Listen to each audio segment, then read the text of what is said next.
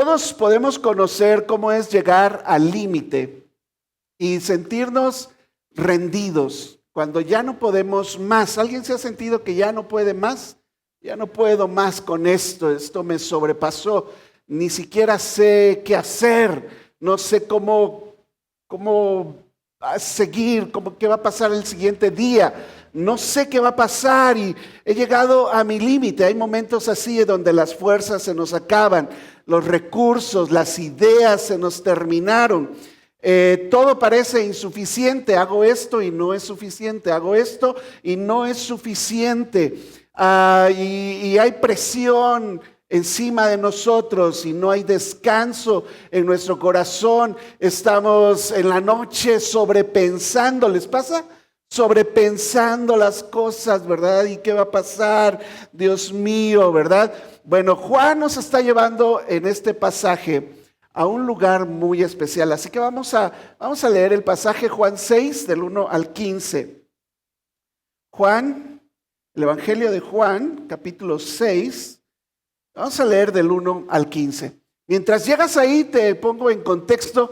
Estábamos en Jerusalén, ¿se acuerdan? Allá estábamos en el capítulo 5 y el capítulo 6, en el versículo 1, hace una pausa en lo que venía contando, y al día siguiente, y luego fueron a tal lado y le era necesario y regresaron.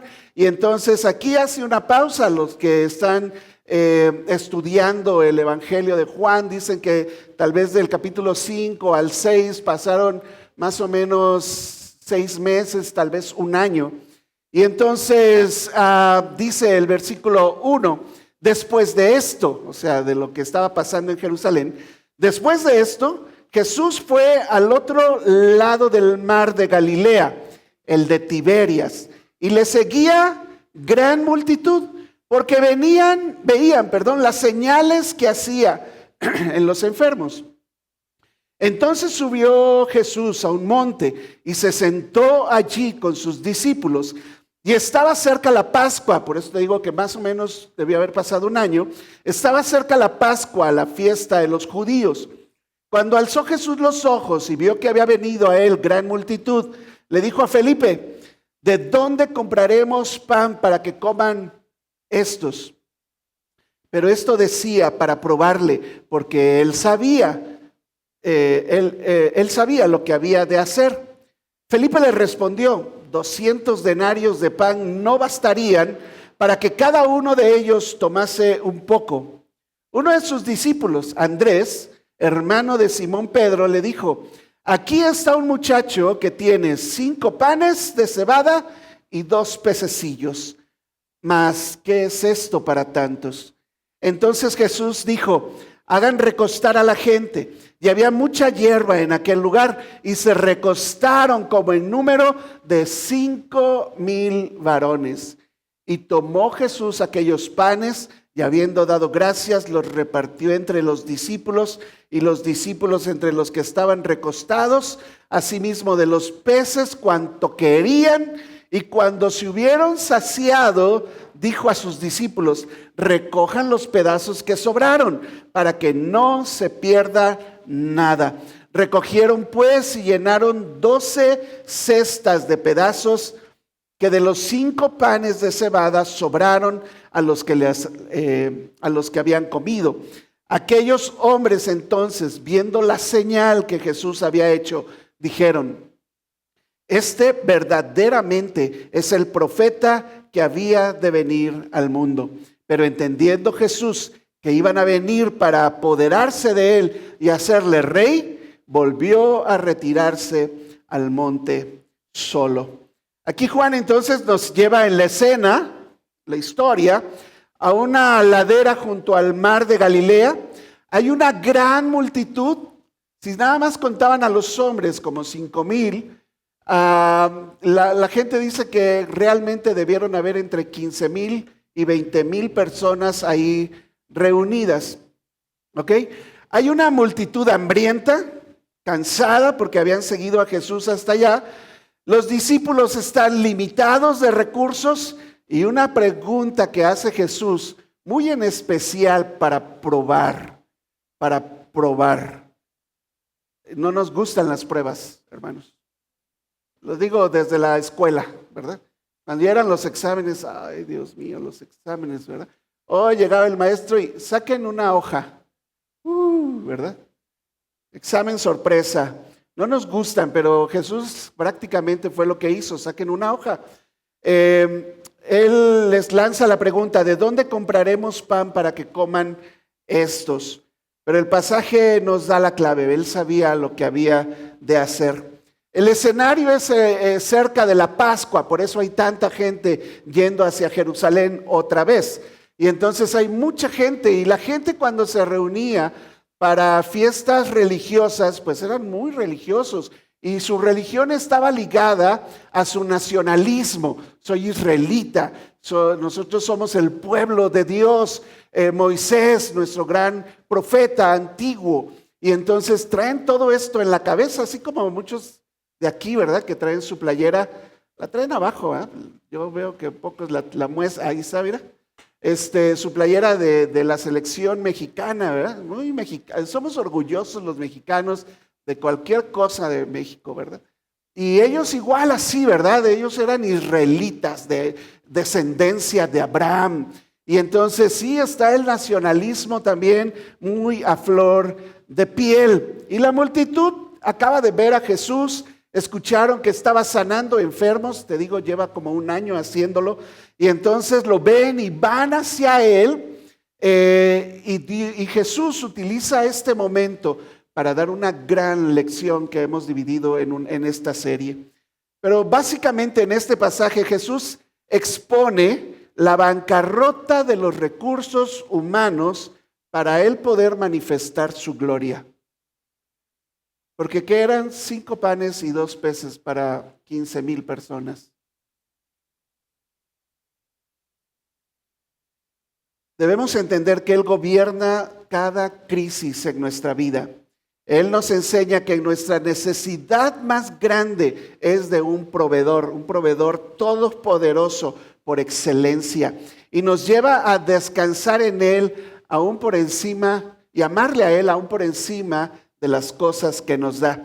La pregunta aquí es, ¿qué hace Jesús cuando nuestros recursos humanos se agotan por completo frente a las presiones de la vida? Porque esa es la lección, hermanos, aquí. Los discípulos no tienen recursos, pero Él les dice, denles ustedes de comer. En otro pasaje, por cierto, esta señal es la 4ª de 7 que Juan está tomando para su evangelio. Pero esta señal y la resurrección de Cristo son las únicas señales que se repiten en los 4 evangelios. Todos lo contaron, para que sepas que esto es real. No es una parábola, ¿verdad? Y en otros pasajes alguien le dice a Jesús, mándalos ya a su casa, ¿verdad? Para que cada quien come en su casa. Esa es una buena solución, ¿verdad? Yo a veces la he usado ahora en los bautizos, ¿verdad? ¿No? Cada quien traiga su comida, porque para darle de comer a 100 personas, ¿verdad? Pero era una buena opción, pero Jesús les dijo, no, denles ustedes de comer, dice en otro pasaje. Denles ustedes de comer. Hay una lección detrás de esto, y es que cuando nuestros recursos humanos se agotan, podrás entonces ver quién realmente es tu proveedor, de quién realmente depende tu vida.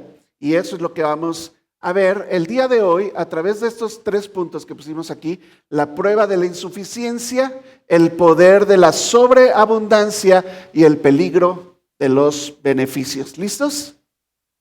Vamos aquí a desglosar entonces cada uno de los puntos y el pasaje. Primero está la prueba de la insuficiencia. Es una prueba, hermanos. Mira, cuando Dios nos mete en problemas, generalmente es una prueba.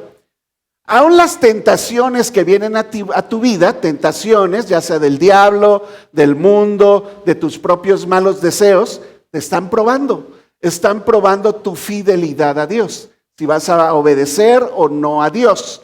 Entonces, tanto las tentaciones como las pruebas donde no tuviste nada que ver, pero ahí viene la situación difícil. Estoy hablando de una necesidad muy grande, de dinero, que faltan, ¿verdad? En cuestión de dinero, pues no tenemos dinero, ¿verdad?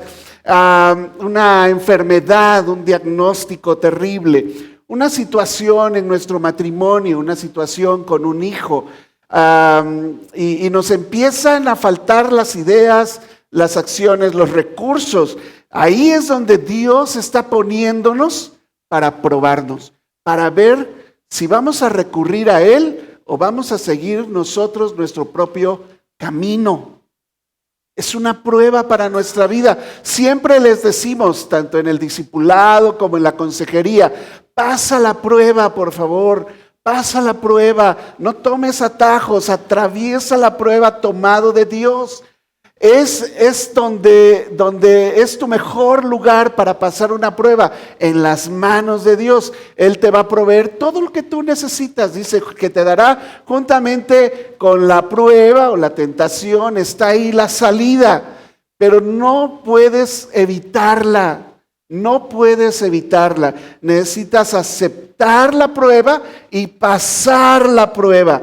Pero uno empieza a hacer cálculos, ¿verdad? Como estos discípulos. Aquí decía el pasaje, ¿verdad? Que mucha gente llegó ahí con Jesús siguiéndolo, primero porque estaban necesitados, ese es el punto. Muchos de ellos estaban enfermos y ven a un doctor, ¿verdad? Dice el dicho popular, ven burro y se les antoja el viaje. Ya los jóvenes ya no se saben ¿cómo se llaman? Refranes, ¿verdad? El otro día dijimos uno ahí en el grupo de jóvenes, entonces no sabían ni qué, ¿verdad? Discúlpenos, somos chavorrucos. Y entonces ahí van, ¿verdad? Querían de alguna manera buscar a Jesús por una necesidad. Está bien. De hecho, ahí es donde iniciamos, reconociendo nuestra gran necesidad. ¿Tú necesitas a Jesús? ¿Necesitas a Jesús o no? Todos lo necesitamos. Dice aquí, ¿verdad? Que estaba del otro mar en Galilea, ni siquiera está en Jerusalén. Tuvieron que caminar hacia allá y llegar ahí, esta gran multitud. ¿Por qué? Este era el motivo que los llevó a buscar a Jesús. Porque veían las señales que hacía en los enfermos. Y dijeron, yo necesito de Él algo. Y hermano, para acercarse a Dios está bien. ¿Cuántos nos acercamos a Dios por una necesidad en nuestra vida? Yo creo que todos. Yo creo que todos nos acercamos a Dios por una necesidad. La multitud había visto los milagros o había escuchado de ellos. Necesitaban comprender todavía quién era el que hacía los milagros. Juan aclara aquí la cercanía de la Pascua, dijimos, y traen muy de cerca en su memoria la salida del pueblo a través de Egipto, ¿verdad? Pero Jesús está subido en un monte y se sienta allí y está con sus discípulos. Viene esta multitud, se hace tarde, hay que darles de comer y Él dice, voy a aprovechar esto, ¿verdad? Ahí está la Pascua. Los judíos sabían de esta profecía que decía que, dijo Moisés, profeta les levantará Dios de en medio de ustedes, a él oíd. Y ellos sabían que era el Mesías. Un día vendrá alguien como Moisés, como el profeta que había de venir. Y entonces ellos traen muy, muy sensible eso en su cabeza y ven a Jesús haciendo milagros. Claro que les recordó la partida de Egipto hacia la tierra prometida. En Éxodo 16:4, Dios se revela también como el gran proveedor.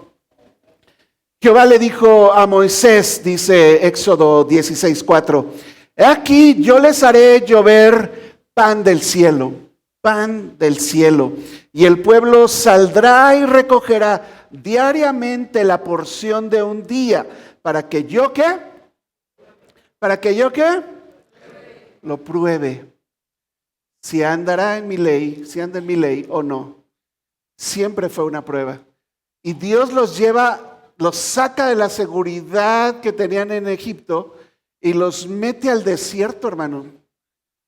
¿Por qué los metió Dios al desierto? ¿No? ¿Nunca te has preguntado estas cosas? Hazle preguntas a la Biblia.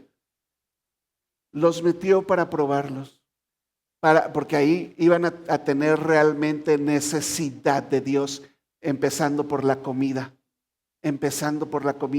Y Dios hace el milagro inmediatamente entrando al desierto. Empieza a caer el maná cada día y tenían que tomar su porción del día. ¿Qué hicieron los judíos la primera vez? Pues déjame guardo para 2, 3 días, ¿verdad? No me vaya a faltar. Otra vez, queriéndose él mismo hacerse cargo. Le dijo Dios, no, está diseñado así. Toma la porción de tu día. Dios te da lo suficiente por día. A los que están pasando por situaciones difíciles, les decimos, esto es un día a la vez. Un día a la vez, como dice la canción muy sabiamente. Un día a la vez.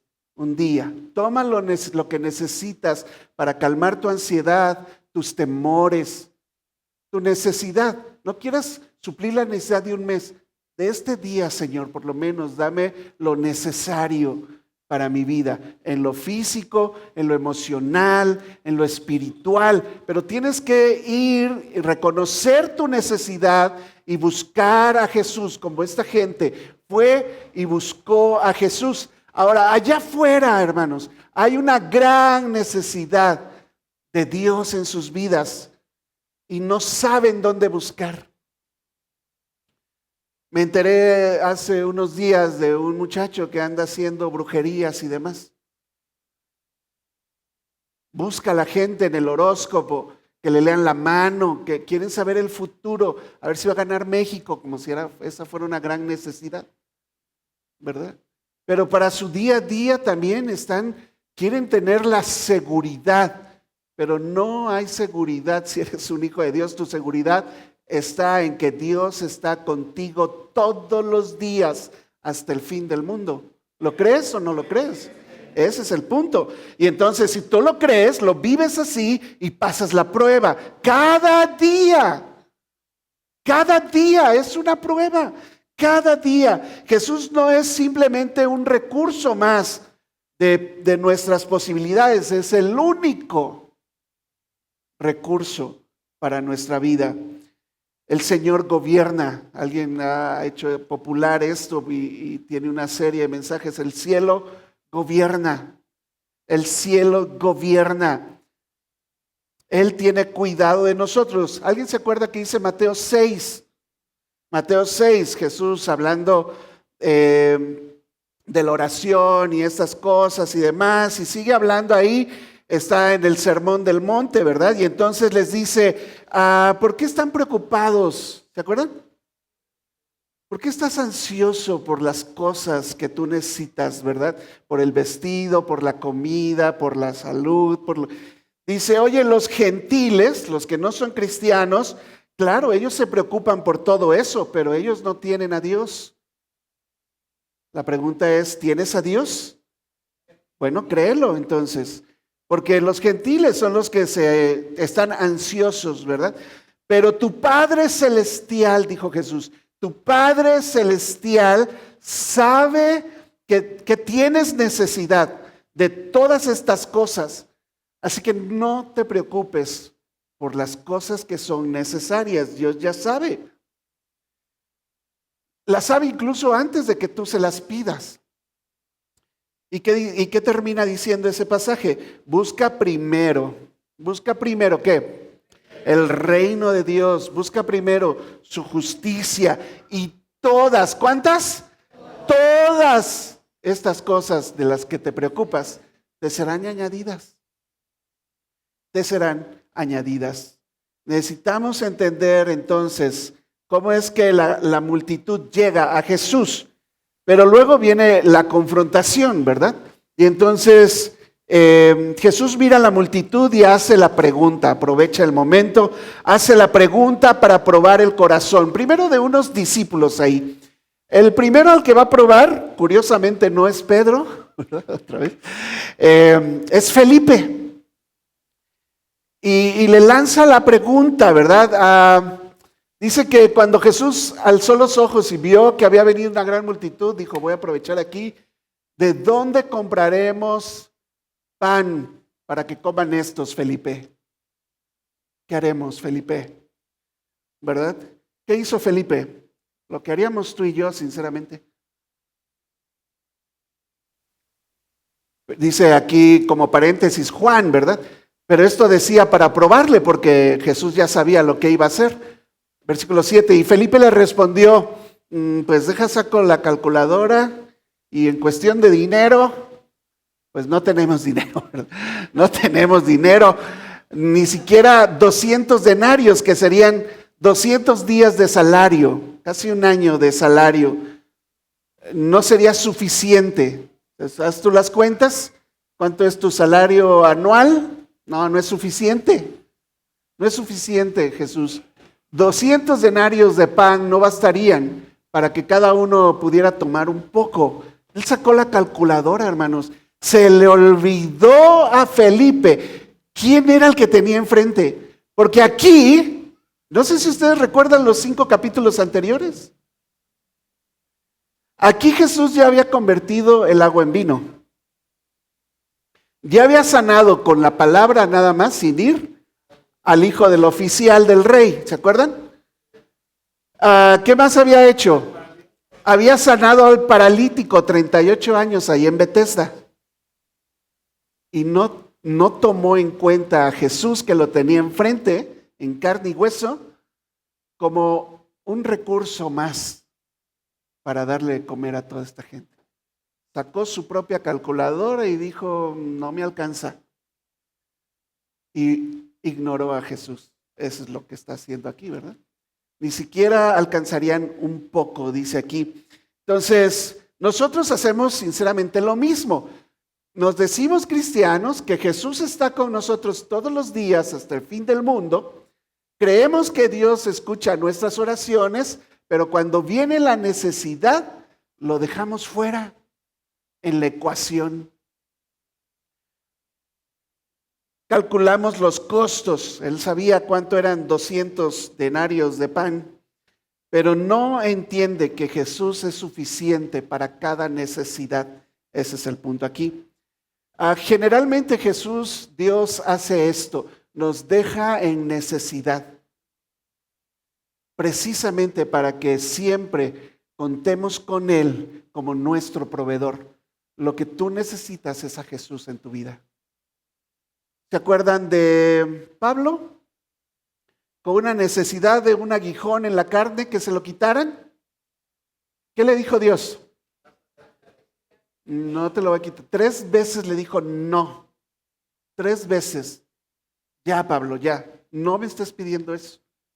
Ya lo había sacado de la cárcel, le salvó la vida de los que lo apedrearon, de un naufragio, etcétera, etcétera. Pero esto te mantiene humilde, te mantiene necesitado, Pablo, porque en tu debilidad se perfecciona mi poder. En la debilidad tuya se muestra el poder de Dios. Es lo que está pasando aquí en la alimentación de los 5,000. Bástate mi gracia, mi favor para contigo es suficiente. Es suficiente. Mi poder se perfecciona en tu debilidad y vas a poder ver a Dios actuar en tu vida. La fe es probada. Está a través de toda la palabra de Dios. Nos llevaríamos muchos minutos ver cada situación donde fue probada la fe. Pero 1 Pedro 1:7 me ayuda bastante diciendo esto. Para que sometida a prueba tu fe, en esa necesidad tan tremenda que tú tienes y que todos tenemos, una u otra, sometida a prueba tu fe, mucho más preciosa que el oro, el cual aunque perecedero se prueba con fuego, tu fe sea hallada en alabanza, gloria y honra cuando se manifieste Jesucristo. Y va a venir Jesucristo y tú lo vas a ver y wow, se acabó esto, nos vamos con Él. Si morimos, ¿verdad? Yo que soy cristiano, aunque esté muerto, viviré. Lo sé, es probada mi fe y entonces no importa lo que venga a mi vida, yo sé en quién he creído, en quién he depositado mi fe, mi confianza. Mi vida está segura en Cristo. Este cuerpo se desgasta, hermanos, es una realidad, se enferma, etcétera. Tiene que comer, ¿verdad? Y algunos comemos como si cooperáramos, decimos, ¿verdad? Y hay necesidad de cosas y luego quieres un gustito, está bien, esa ya no es una necesidad, por cierto, ¿verdad? Pero Dios siempre está probando nuestra fe. Él quiere que salgamos probados de ahí, aprobados de ahí. Un momento muy claro en nuestras vidas, a muchos nos tocó vivir el COVID en 2020. El mundo entero descubrió sus límites. No había medicamento que sanara. Muchos enfermamos. ¿Quiénes se enfermaron de COVID? Muchos enfermamos. Conozco 2, 3 que nunca les dio nada. Muchos sufrimos pérdidas. ¿Quiénes sufrieron pérdidas en el COVID? De familiares, amigos. Me tocó estar en el frente de la batalla. Tuve que armar todo el lugar donde atendíamos a los pacientes. El hospital estaba lleno, los hospitales privados. Vi a la gente, hermanos, llenan las bolsas de dinero en efectivo, diciendo, aquí están mis 2 millones de pesos, dame una cama para mi familiar. O sea, esta no es cuestión de dinero, no hay lugar. Y me tocó ver morir personas en el auto que iban de un hospital a otro buscando ayuda. Ahí entendimos que no somos suficientes de nada, que somos tan frágiles, que no importa lo que tengas de dinero, lo que sepas de conocimiento, la posición que tengas, todos fuimos alcanzados por una gran necesidad. Nuestro mundo se hizo pequeño como realmente es, una moronita de polvo en el espacio, por cierto. Y Dios es tan grande, hermanos, pero nos creemos muy grandes. El primer punto aquí nos muestra entonces nuestras incapacidades. Está claro ese punto, ¿verdad? Ahora, el segundo punto nos va a mostrar la grandeza de Jesús, la grandeza de Dios, el poder de la sobreabundancia. Y aquí me tengo que ir con mucho cuidado, porque Dios no está interesado en tu felicidad, por cierto. Tú debes de tener gozo independientemente cómo te esté yendo en esta vida, porque tu gozo no debe depender de las circunstancias. Si tu gozo depende de cosas que puedes perder, ¿qué crees? Las vas a perder. Las vas a perder y vas a llorar y vas a sufrir. ¿Ok? Mi gozo está dependiendo no de lo que recibo de Jesús incluso.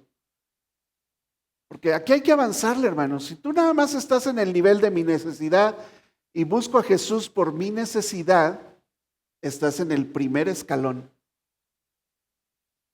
Pero no debemos vivir ahí. Yo quiero estar con Jesús por quien Él es y no por las cosas que me da. ¿Estás de acuerdo?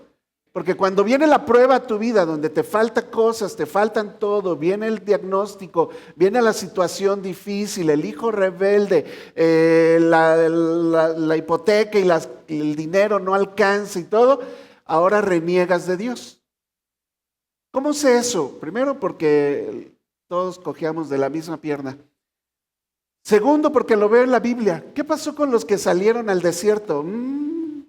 A esto nos trajiste, Moisés, a morir en el desierto. Bonita cosa. Nos hubiera sido mejor morir en Egipto. ¿Para qué nos sacaste aquí? Nomás para morir. Las quejas, ¿verdad? Y viene la queja. Cuando tú te quejas, es un síntoma de incredulidad. ¿No crees entonces que Dios está contigo independientemente de tu situación? No crees que Dios está contigo en medio de la tormenta, porque viene la queja. El pecado ahí es la incredulidad, no le crees a Dios. No crees que Él es todopoderoso, no crees que Él tiene un plan para tu vida, no le crees a Dios. Y Jesús y Dios mismo puede tomar lo poco que tienes, lo ordinario, lo débil que eres, para hacer que sobreabunde en ti. Para hacer que sobreabunde en ti. ¿Dónde dice esto? Bueno, primero nuestra debilidad, ¿verdad? La debilidad del recurso. Había un muchacho ahí. Había un muchacho, vamos a verlo. Este muchacho quiso dar la solución a Felipe. Uno de sus discípulos, Andrés, ¿verdad? El hermano de Pedro, está ahí Felipe haciendo cuentas, ¿verdad? Y pues no me alcanza. Y llega Andrés muy amablemente y le dice, mire, encontré a este muchacho abriendo su lonche. Mala onda, ¿verdad? Porque estamos todos hambrientos aquí. Y él abriendo su lonche, pero traía 5 panes de cebada y 2 pececillos. ¿Por qué es importante que diga que son panes de cebada? El pan de cebada era el pan más barato, era el más humilde que alguien podía tener o comprar o hacer. El pan de cebada era la comida, por así decirlo, la comida de los pobres. Pan de cebada.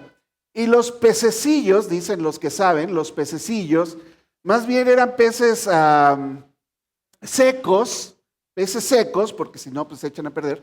Peces secados al sol, secos con sal y todo, pero triturados, no como en las imágenes, ¿verdad? Que ponen ahí los peces. No, son peces secos, triturados, que se le ponía al pan como condimento. O sea, para que supiera a pescado, para que agarrara sabor, digamos. Era comida de pobres. Esto es lo único que tenemos para 5,000 personas, hombres, ¿verdad? Más todos los demás. Y obviamente Andrés cae en el mismo error que Felipe. Ahora cuenta sus recursos, dijo el otro, pues no tengo dinero, tengo estos recursos, pero ¿qué es esto para una gran multitud? Bueno, Jesús entonces hace el milagro, ¿verdad? Dios es especialista en esto, hermanos. Ahora, déjame hacer la aclaración aquí, porque esto lo toman a veces para el evangelio de la prosperidad. Y dice, dale lo que tienes, ¿verdad? Tráelo aquí al altar, ¿verdad? Entrega aquí los recursos que tengas y Dios te los va a multiplicar. Esa no es la enseñanza.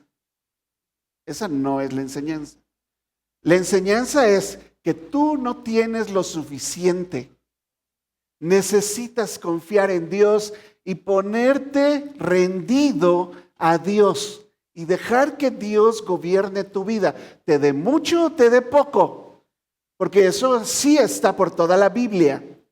No todos los cristianos ni todos los que anduvieron con Dios y caminaron con Dios fueron ricos. Esa es la evidencia. ¿Me estoy explicando?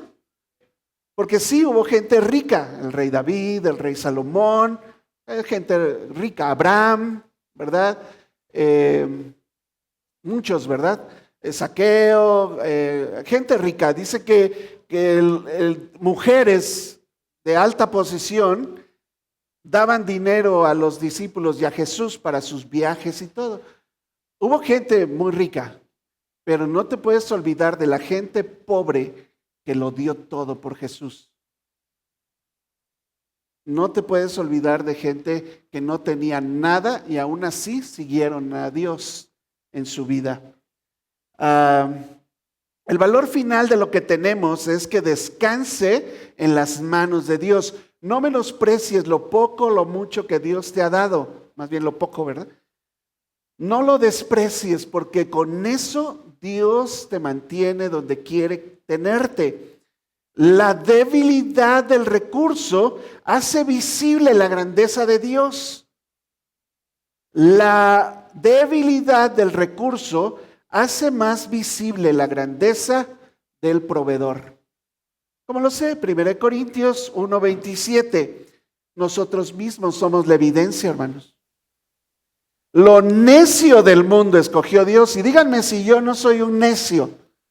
Muchos me lo quieren decir, ¿verdad? Díganmelo, aquí está la oportunidad. No soy la gran cosa, hermanos, ni nadie. Dice, no hay muchos poderosos, ni muchos nobles entre nosotros, sino que lo necio del mundo escogió Dios para que nosotros, que no somos nada, sin Dios no somos nada, podamos avergonzar a los sabios. Y lo débil del mundo escogió Dios para avergonzar a lo fuerte. Dios se deleita en usar lo poco que tienes para su gloria.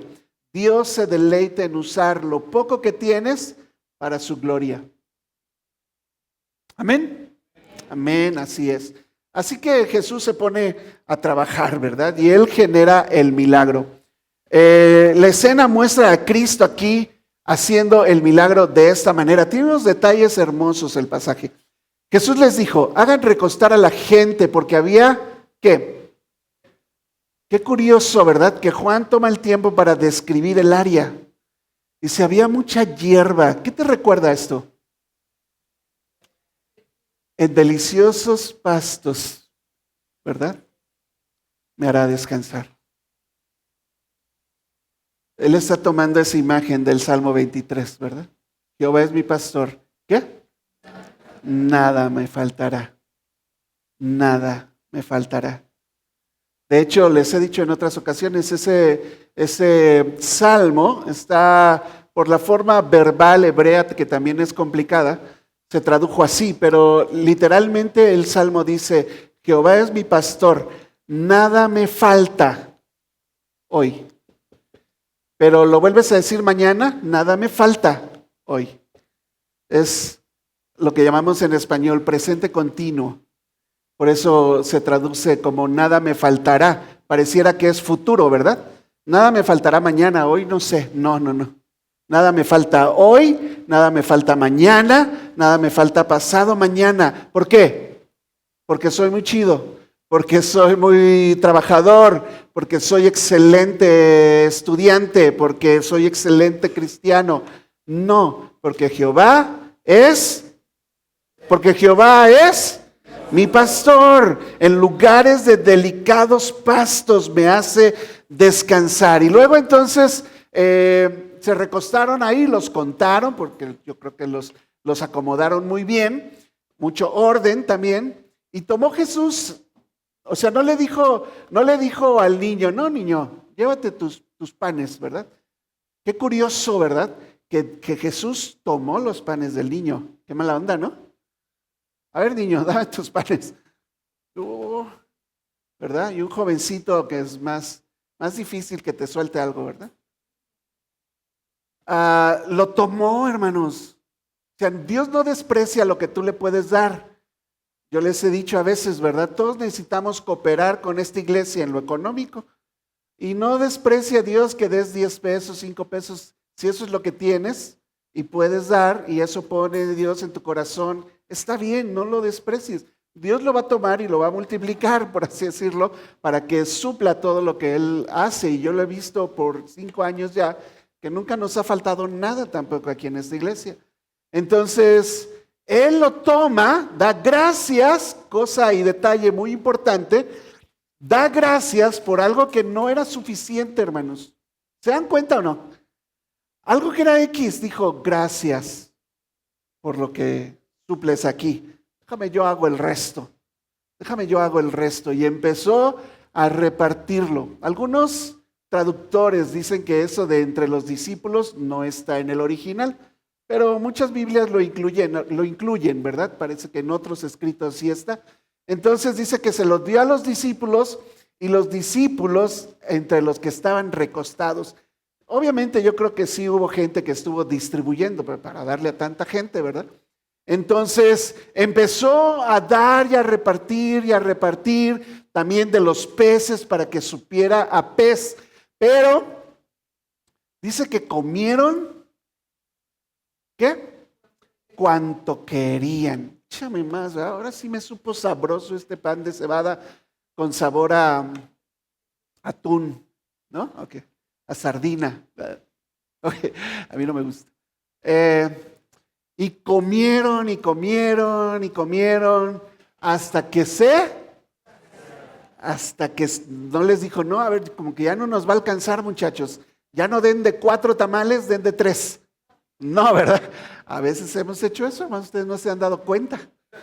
Pero no, ya no les des de 5 tacos, vele, empezarle a repartir de 4, ¿verdad?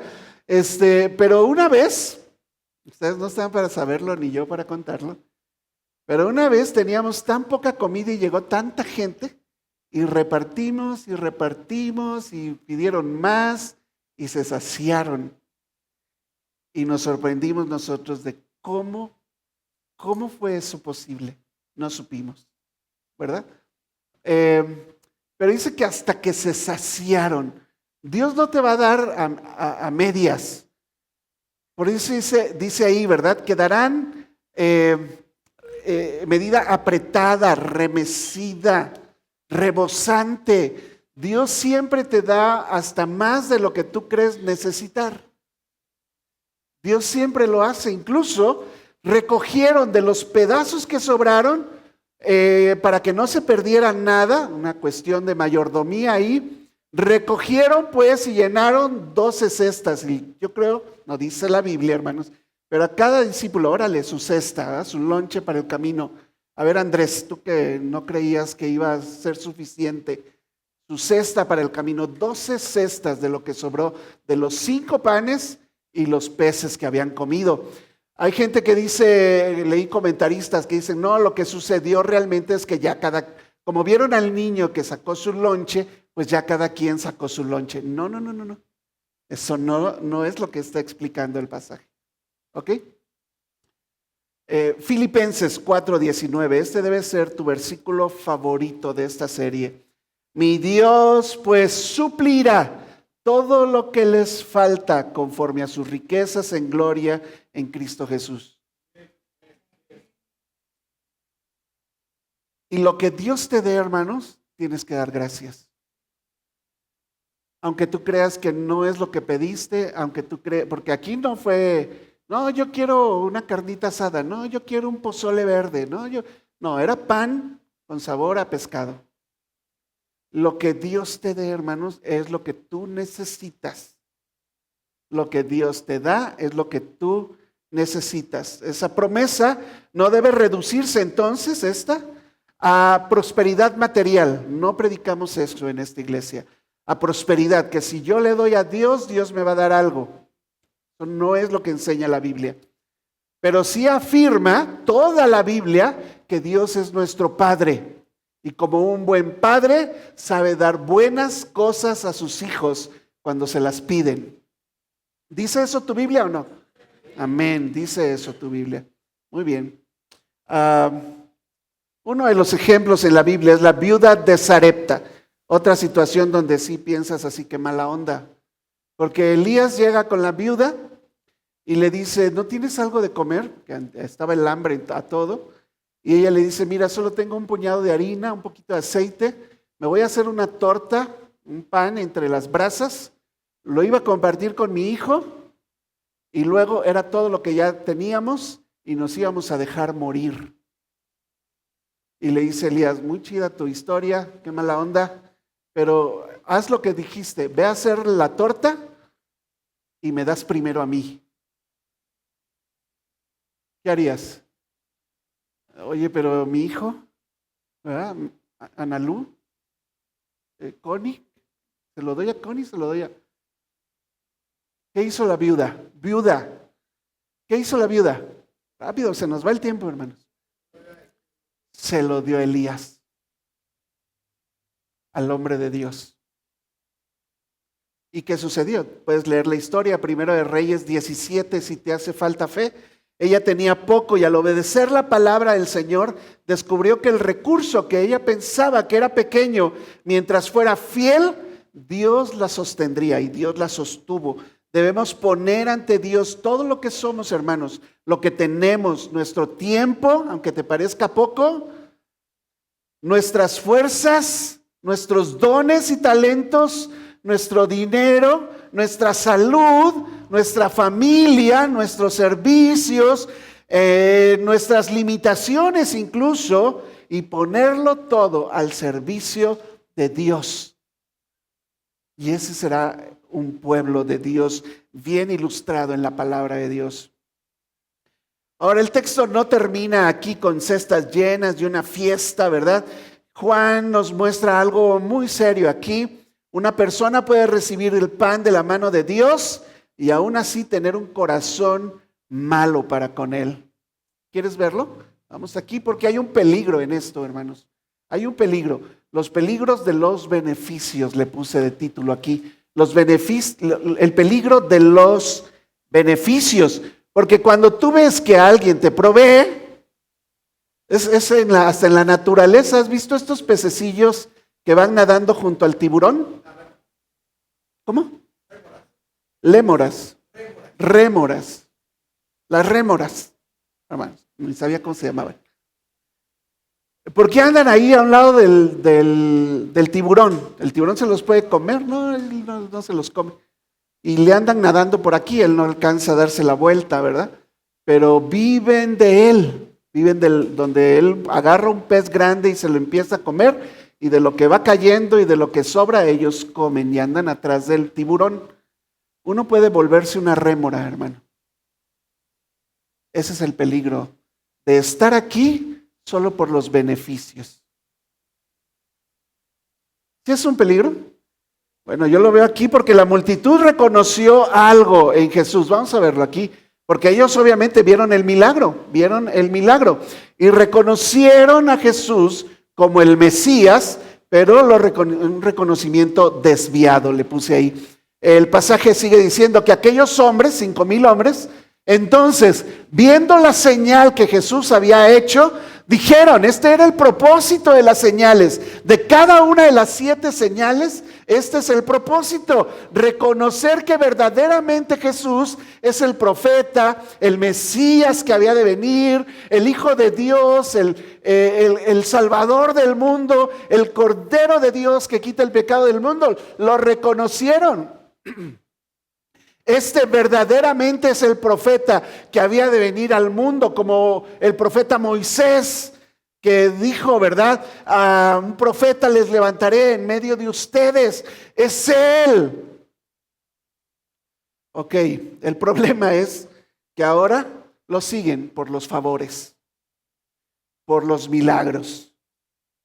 Y hermanos, yo lo veo tanto en otras iglesias.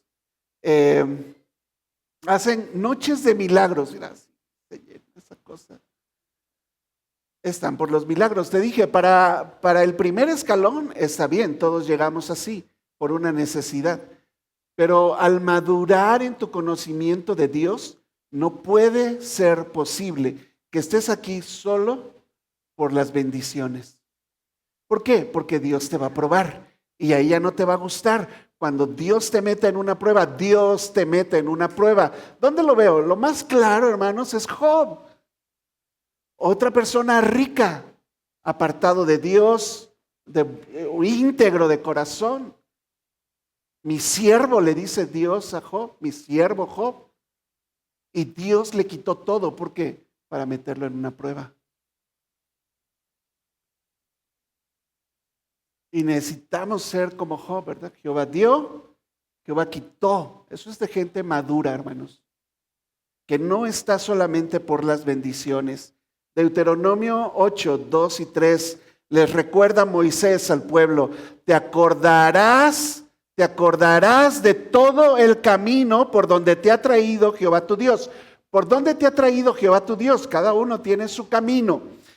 Por estos 40 años, algunos un poquito más.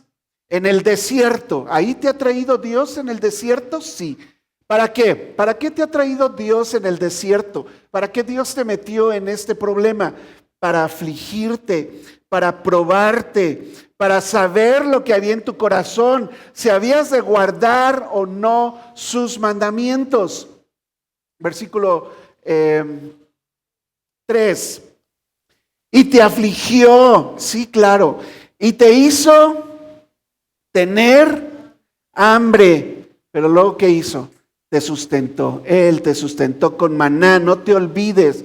Él te sustentó con maná, comida que no conocías tú, y está hablando a la siguiente generación, ni tus padres la habían conocido. ¿Para qué hizo eso Jesús? Porque luego siempre, ¿verdad? Le hacemos preguntas, pero ¿por qué? ¿Para qué? ¿Verdad? Para hacerte saber. Este es el clímax de este mensaje, hermanos. No, todos aquí necesitamos saber que no solo de pan vivirá el hombre, sino más de todo lo que sale de la boca de Jehová vivirá el hombre. Y esa es la enseñanza. Dios nos hace pasar por diferentes cosas. Yo lo sé, está algunos bien difícil. Y necesitamos, eso lo usa Dios para acercarnos a Él, para reconocerlo como Dios, como nuestro Señor, como nuestro proveedor, que es mi mayor necesidad.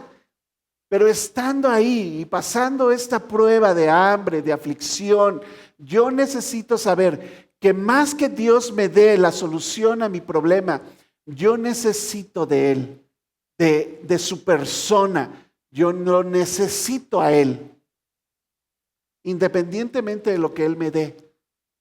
No solo de pan vivimos, hermanos.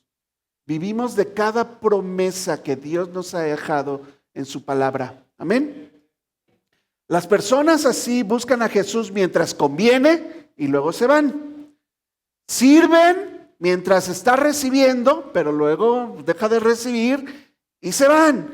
Obedecen a Dios mientras no cuesta nada, pero cuando ya hay algo que ya no te gustó y no quieres obedecer a Dios, pues ya no, ¿verdad? Y se alejan cuando el Señor llama a cargar la cruz y seguirle de verdad.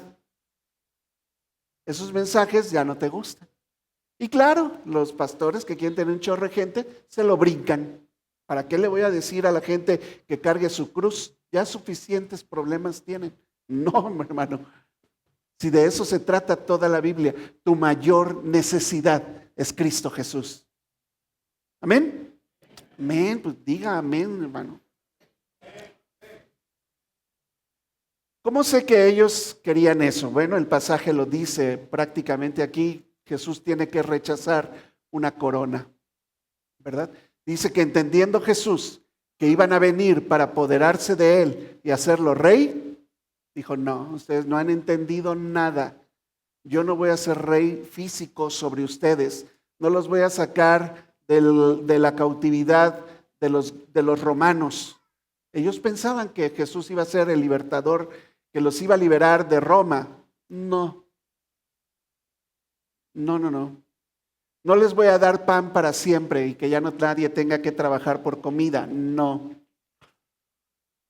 Necesitamos de verdad arrepentirnos de esos pensamientos, reconciliarnos con Dios bien y tener a Jesús como nuestro Rey en nuestra vida, independientemente de las bendiciones que podamos o no tener. Mateo 16:24. Jesús le dice a sus discípulos, si alguno quiere venir en pos de mí, ¿qué? Niégate a ti mismo. ¿Te has preguntado qué significa negarte a ti mismo? Pues todo lo que tú quieres, tus planes, tus proyectos, lo que tú deseas, lo que tú más deseas, lo tienes que dejar ahí, por ahí, ¿verdad? A alguien le dije, escribe todo lo que planeas en tu vida, todo, y luego arranca la hoja, haz la bolita y tírala a la basura, por favor. Y vive día a día, según lo que Dios te vaya mostrando. Deja tus planes, deja de quejarte, eso es negarse a sí mismo. Y luego, toma tu cruz, es lo que debes hacer. Vive para el reino de Dios, que mucho sentido le va a dar a tu vida.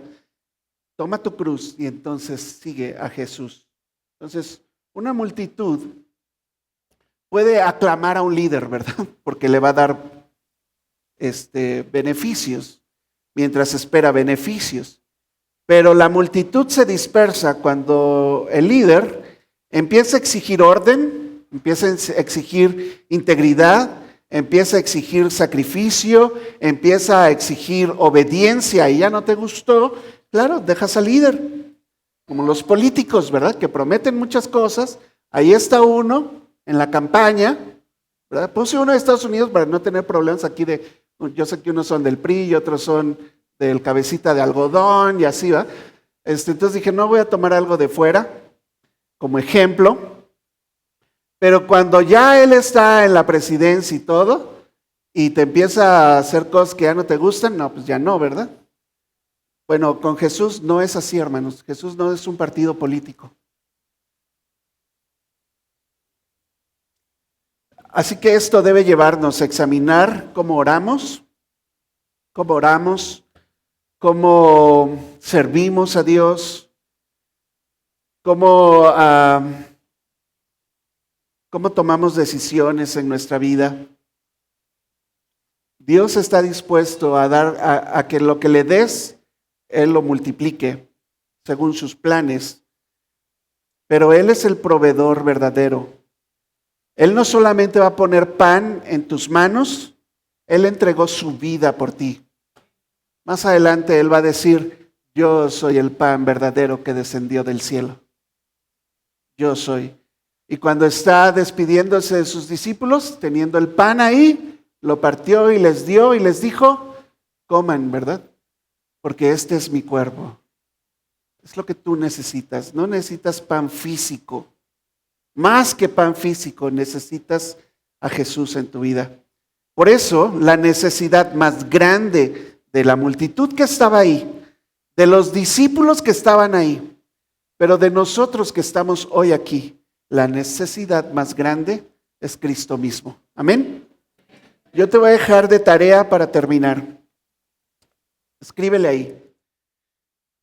Toma 3 áreas en tu vida, 3 áreas, puede ser la financiera, la familia, no sé, ¿verdad? 3 áreas en tu vida. Reconoce que eres insuficiente para corregirlo, para tener lo suficiente ahí, no eres suficiente. Entrega esas áreas a Dios y dile, Dios, esto es lo que yo puedo hacer, pero yo sé que tú puedes hacer algo más y déjalo ahí. ¿Está claro? Esa es una. Número 2. Antes de pedir algo grande para Dios, cosas de verdad que deberían ser un milagro, antes de eso, examina tu corazón si estás con Jesús por quién es Él o por lo que Él puede hacer por ti. Muy bien. Y número 3, escribe. Escribir es algo bueno, hermanos. Yo lo estoy descubriendo haciendo diarios. Tengo que llevar 2 diarios por 2 materias que estoy tomando en el instituto, pero llevar un diario de tu vida te hace recordar por dónde te ha traído Dios y te hace recordar cuántas veces Dios ha sido fiel contigo. Escríbelo, registra los momentos en que Dios te ha mostrado su fidelidad. Hace un tiempo que pasamos una situación difícil, Lupita y yo, en cuestión económica. Me corrieron del trabajo sin causa. Y quise hacerle al valiente emprendedor y no me salió. Llegó un momento donde no teníamos dinero. Y a ella, sinceramente, le gustan los cafés de Starbucks. Y no había para Starbucks, hermanos. Así que no había café de Starbucks. Y alguien, sin saber nada, le llevó un café de Starbucks, hermanos. Sin saberlo. ¿Sabes qué hizo Lupita después de disfrutar su rico café? Creo que todavía está ahí. Guardó el vaso y le puso una etiqueta ahí para acordarse que en medio de la necesidad Dios tiene aún esos detalles con sus hijos. Y como recordatorio guardó ese vaso. Él es el proveedor más que de alimento. Él es el proveedor de vida, vida abundante a nuestra vida. Amén.